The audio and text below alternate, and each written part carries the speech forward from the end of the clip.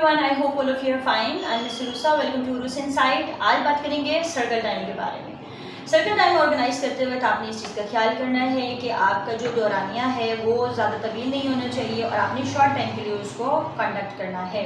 ठीक है, क्योंकि अगर आप उसको लंबा करेंगे तो ज़ाहिर बच्चों का इंटरेस्ट ख़त्म हो जाएगा। फिर आपने बच्चों का, अगर आप उनको कलेक्ट कर सकते हैं, चेयर से बाहर निकाल सकते हैं तो आप उनको निकालें, या अगर आप एक सर्कल में बैठ के कर सकते हैं तो सर्कल में बैठ के करवाइए। अगर जगह है क्लास में तो आप क्लास में उनको खड़ा कर सकते हैं, चेयर से बाहर निकाल सकते हैं, चेयर के पास खड़ा कर सकते हैं। मतलब कोशिश करें कि आप बच्चों को जितना एक्टिव रखेंगे बच्चा सर्कल टाइम उतना अच्छा परफॉर्म करेगा।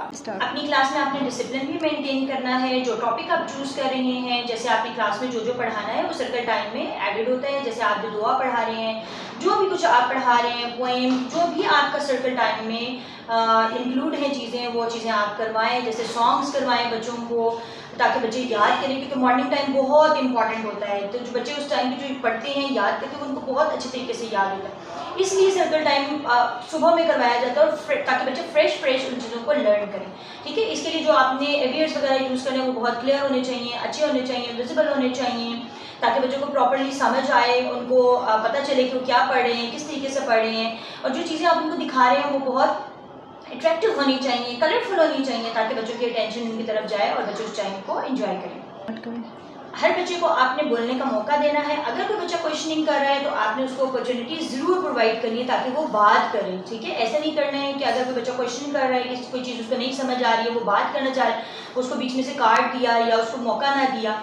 तो अगर कोई बच्चा क्वेश्चनिंग कर रहा है टॉपिक से रिलेटेड, तो आपने उसको करने की इजाज़त देनी है ताकि वो बात करे। ठीक है, और अगर इररिलेवेंट हो तो आपने एक तरीके से बच्चों को टॉपिक की तरफ लेकर आना है। ठीक है, तो ये सर्कल टाइम था। आई होप आपको इससे ज़रूर फ़ायदा होगा, और आपने भी मुझे ज़रूर बताना है कि आपको इन मालूमात से कहाँ तक फ़ायदा हुआ और आप अपना सर्कल टाइम किस तरह से करवाते हैं। देखने वालों, सुनने वालों को ये बात समझ आएगी। अगर कोई चेंज होगा इसमें तो हम उसको ज़रूर शामिल करेंगे। Thank you.